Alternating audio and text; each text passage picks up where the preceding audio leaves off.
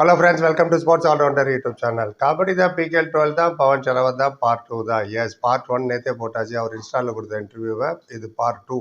Part 1 பார்க்காதவங்கள டக்குன்னு ஓடி போய் பார்த்துட்டு உங்கள் ஒப்பீனியன், உங்கள் கமெண்ட்டு எதுவாக இருந்தாலும் சொல்லுங்கள், எல்லாத்துக்கும் பதில் சொல்லுவோம். அப்படின்னா எல்லாத்துக்கும் படிக்கிறோன்னு அர்த்தம். ரைட், இப்போ பார்ட் 2 என்னென்ன கேட்டாங்க, என்ன பதில் சொன்னார் பார்த்துருவோம். பார்ட் 1ஓட கண்டினியூவேஷன். இது வண்டி தனியாக பார்த்தா உங்களுக்கு புரியாது. எண்டு காலில் பார்ட் 1 வைக்கிறேன், அதையும் பார்த்துருங்க டக்குன்னு.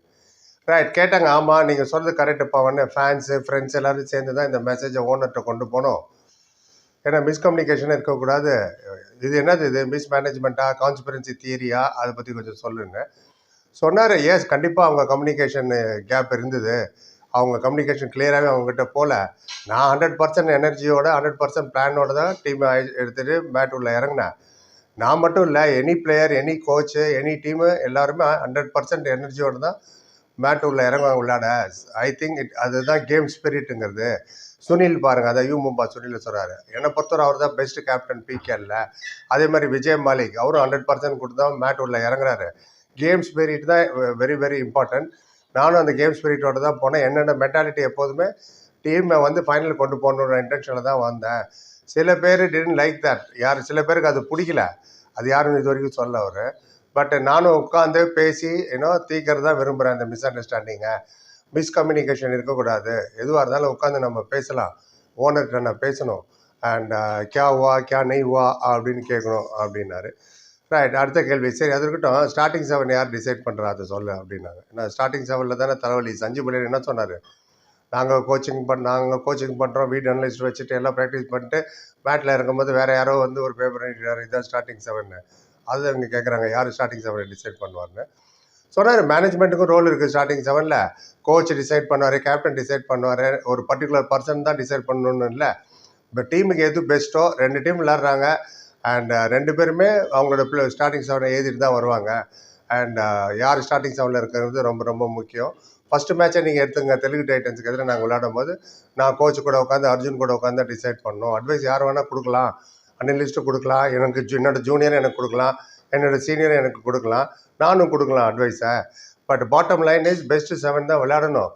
அண்ட் அந்த பர்டிகுலர் மேட்ச்க்கு யார் தேவையோ, யார் அந்த டீமை ஜெயிக்க வைக்க முடியுமோ அந்த 7 தான் விளையாடணும்னாரு. ரைட், இவங்க கேட்டாங்க யார் டிசைட் பண்ணுறான்னு. இவர் சொன்ன பதில் எனக்கு புரியல. நீங்கள் சொல்லுங்கள், உங்களுக்கு புரிஞ்சுருந்தான்னு. யார் டிசைட் பண்ணுறான்னு எதுவும் சொன்னார் கூடவே. நான் அந்த எனர்ஜியோடு நான் இறங்கினது வந்து அது மேபி சில பேருக்கு அது இன்டிசிப்ளினாக தெரிஞ்சிருக்கலாம்.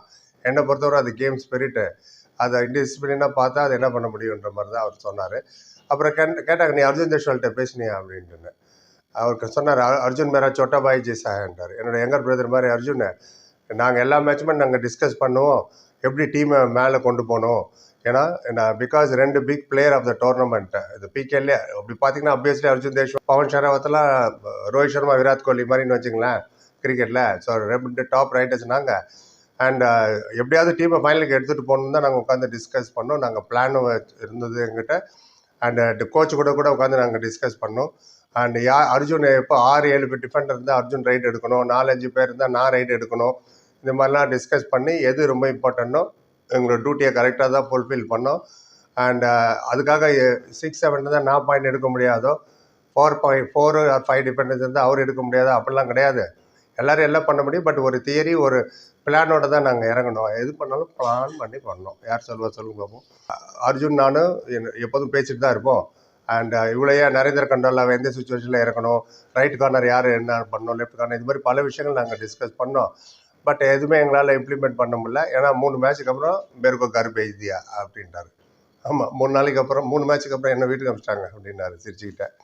ரைட், இது பெரிய பெரிய இஷ்யூவா? அது மேனேஜ்மெண்ட்டும் அந்த சிஸ்டமும் ஒன்றா ஒத்து போகலையான்னு கேட்டாங்க. இல்லை, அவ்வளோ பெரிய இஷ்யூலாம் இல்லை. மேனேஜ்மெண்ட்டும் பிளேயரும் ஒரே பேஜில் இருக்கணும், டீம் அது உருவாகும். டீம்னா என்ன அர்த்தம்? மேனேஜ்மெண்ட்டு கூட உட்காந்து டிஸ்கஸ் பண்ணி மொத்தமாக எல்லோரும் சேர்ந்து ஒர்க் அவுட் பண்ணுறது தான் டீம். நீங்கள் வந்து ஸ்டார்டிங் 7 மட்டும் பார்க்க முடியாது, பேக் எண்ட் என்ன நடக்குது அதுவும் பார்க்கணும். அண்ட் அது வந்து நான் எந்த மாதிரி எதிர்பார்த்தனோ அந்த மாதிரி போகல. அதே மாதிரி அவங்க என்ன எதிர்பார்த்தாங்கன்னு எனக்கு தெரியல. அண்ட் நான் என்னென்ன பிளான் போட்டனோ, கோச் என்ன சொன்னாரோ, நானும் அர்ஜுன் என்ன டிஸ்கஸ் பண்ணாங்களோ அதெல்லாம் அவங்க வந்து டினை பண்ணிட்டாங்க. எங்களை இம்ப்ளிமெண்ட் பண்ண உள்ளன்ட்டார். இன்சிஸ்ட் பண்ணார், என்ன பிளான் நான் வச்சுருந்தேன், கோச் வச்சுருந்தேன், அர்ஜுன் வச்சுருந்தாங்களோ அதை எங்களை பண்ண விடலை அப்படின்னாரு.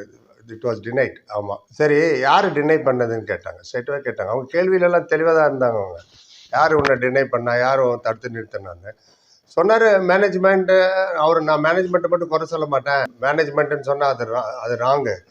அண்ட் அவங்க ரைட்டாக கூட இருக்கலாம், ராங்காக கூட இருக்கலாம். பட் எங்ககிட்ட நல்ல எக்ஸ்பீரியன்ஸ் இருந்தது. மெனி இயர்ஸ் நான் விளையாடுறேன். நான் வந்து இந்தியன் டீமுக்கும் ரெப்ரசென்ட் பண்ணியிருக்கேன். குஜராத் ஜெயண்ட்டுக்கும் I was part of Gujarat giant ஆகட்டும், பெங்களூர் புல்ஸு, தெலுங்கு டைட்டன்ஸு, நல்ல நல்ல கோச்சஸ் கூட நான் விளையாடிருக்கேன். அண்ட் எனக்குன்னு ஒரு ஐடியா உண்டு, எப்படி இதை ஃபைனல் கொண்டு போகணும் ஆஸ் அ கேப்டனாக இந்த டீமை. அர்ஜுன் தேஷ்வாலும் அவரோட ஐடியாவும் இருந்தது, எப்படி இதை கொண்டு போகணும், நாங்களாம் ஃபைனல் வரைக்கும் எப்படி கொண்டு போகணுன்னு. கோச் சஞ்சீவ் பலியானுக்கும் ஐடியா இருந்தது. எல்லோரும் 3 பேர் உட்காந்து நாங்கள் டிஸ்கஸ் பண்ணோம் எப்படி ஃபைனலுக்கு கொண்டு போகணுன்னு. ஸோ அந்த டிஸ்கஷன், அந்த எனர்ஜி, அந்த பிளான் வந்து சில பேருக்கு பிடிக்கல போயிருக்கு, யாருக்கும் பிடிக்கல போயிருக்கு அப்படின்னாரு. திருப்பி அவங்க கேட்டாங்க, யார் உன்னை தடுத்து நிறுத்துனதுன்னு. அது பேர் சொல்ல.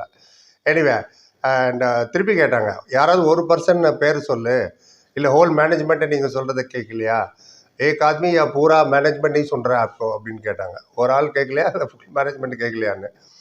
ஏன்னா இவர் ஒரு போஸ்ட் போட்டிருந்தார் தெரியுமா, கிளாரிஃபிகேஷன். அதில் என்ன சொன்னார்னா, மேனேஜ்மெண்ட் அச்சா, ஓனர் அச்சா, சப் அச்சா, லேக்கின் ஏக் பந்தேக்கு வஜே சப் வரான்னார். அதாவது ஒரே ஒரு ஆள்னால தான் இதெல்லாம் பிரச்சனை வந்ததுன்னு 2 மாதம் முன்னாடி செப்டம்பர் 14ஆம் தேதின்னு நினைக்கிறேன் அவர் சொன்ன ஸ்டேட்மெண்ட் சொன்னார். நாங்கள் வந்து ஹோல் டீமை நான் மேனேஜ்மெண்ட்டையும் ஃப்ரான்ச்சைஸியும் நான் ப்ளேம் பண்ண முடியாது, யாரோட ராங்குன்னு. என்ன சொல்ல முடியும்னா, மிஸ்கம்யூனிகேஷன் ஆகிருக்கு. நான் என்னென்ன பண்ணணும்னு எதிர்பார்த்தனோ அது என்னால் பண்ண முடியல. அண்ட் டீமுக்கு என்னென்ன ஃபேவரபுளாக இருக்கும்னு நான் நினச்சனோ அது என்னால் பண்ண முடியல. டீம் ஸ்பிரிட்டோடு தான் நான் விளையாடுறாங்கிறது அவங்க புரிஞ்சிக்கல. அண்ட் மேனேஜ்மெண்ட்டு ஃப்ரான்ச்சைஸியாக ராங்குன்னு நான் சொல்ல மாட்டேன். நான் வந்து டீமாக தான் நான் விளையாண்டேன். எப்போதும் ஐ பிளேட் ஃபார் த டீமுக்காக தான் நான் விளையாண்டேன். அண்ட் என்னோடய பர்சனல் கோலோ பர்சனல் பாயிண்ட்டுக்காக நான் என்றைக்குமே விளையாண்டதில்லை. டீமை தான் முன்னாடி வச்சு நான் ரெப்ரசன்ட் பண்ணுவேன் அப்படின்னாரு. இப்போவும் அந்த 1% பேர் வெளில வரல. எனிவே அப்புறம் காட்டாங்க, இவ்வளோ வந்து ஆஸ் அ ஃபேனாக எமோஷனலாக ரொம்ப கனெக்டட் ஆகிட்டோம் தமிழ் தலைமாஸ் டிவியோட. பட் பவன் உள்ளே போகிறாரு, ரைட் எடுக்க போகிறாரு, எங்களுக்கு நல்லா தெரியும், மல்டி பாயிண்ட்டோடு தான் வருவார். அண்ட் இதான் நாங்கள் நினச்சிட்டு இருந்தோம். அப்போ தியரியும் ப்ராக்டிக்கலும் பிக் டிஃப்ரென்ஸ் ஆன. தியரிட்டிக்கலாக திங்க் பண்ணுறது, ப்ராக்டிக்கலாக திங்க் பண்ணுறது டிஃப்ரெண்ட் திங் ஆன. அவர் சொன்னார், டக்குன்னு கிரிக்கெட் ரெப்ரசன்டேஷன் வந்தார். நான் வீட்டில் பவன் சொன்னேன், நான் வீட்டில் உட்காந்துட்டு விராட் கோலி சரியாக விளையாடலை, அவர் இந்த மாதிரி ஷாட் விளையாடணும்னு நான் சொல்லிட்டு போயிடலாம். பட் விராட் கோலிக்கு தான் தெரியும் ஃபீல்டில் என்ன நடக்குது, அவருக்கு பின்னாடி என்ன நடக்குதுன்னு, சுச்சுவேஷன் என்ன, அது ஈ நோஸ் பெட்டர். அவருக்கு தான் தெரியும் எந்த நேரத்தில் ஸ்ட்ரைக்கை ரொட்டேட் பண்ண என்ன பண்ணணுன்ட்டுன்னு. அதே மாதிரி எனக்கு தான் தெரியும் எந்த நேரத்தில் என்ன பண்ணும் அப்படின்னு. ஒரு மைக்ரோ செகண்ட் தான் தேவைப்படுது கபடியில் டெசிஷன் எடுக்கிறதுக்கு. அந்த நேரத்தில் நான் உட்காந்துட்டு யாரும் தேடிட்டு இருக்க முடியாது. அது மைக்ரோ செகண்டில் கேமே மாறிடும். நானே சொல்லுவேன்ல, கேம் ஆஃப் மில்லிமீட்டர்னு. ப்ரெசன்ஸ் ஆஃப் மைண்டோட விளையாடுங்க, use your common sense while your playing. Lobby out ஆகாத, செல்ஃப் அவுட் ஆகாத, ஒவ்வொரு பாயிண்ட் இருக்கிறதே கஷ்டமாக இருக்குது. எதிரி அண்டர் எஸ்டிமேட் பண்ணாதீங்கன்னு நான் சொன்னது நிறைய வீடியோவில் சொல்லியிருக்கேன். பவன் அதான் சொன்னார், மைக்ரோ செகண்டில் முடிவு எடுக்க வேண்டியது எல்லாமே. இந்த கேமு டஃப்பான கேமு. என்ன சொன்னார்னா, எனிவே இதோட முடிச்சுக்கிறேன். இன்னும் முடியல, இது 30 நிமிஷம் வரைக்கும் தான் பேசியிருக்கேன். இன்னொரு 15 நிமிஷம் இருக்குது, வேணுன்னா கேளுங்க, பார்ட் 3 போடுறேன். இல்லை என்ன நீ வேறு போர் அடிச்சிட்டு இருக்க போயான்னா சொல்லுங்கள், நானும் போயிடுறேன். வரி பார்த்தா திரும்ப நன்றி. Like, comment, share and subscribe. சந்திக்கிறேன். Thank you so much.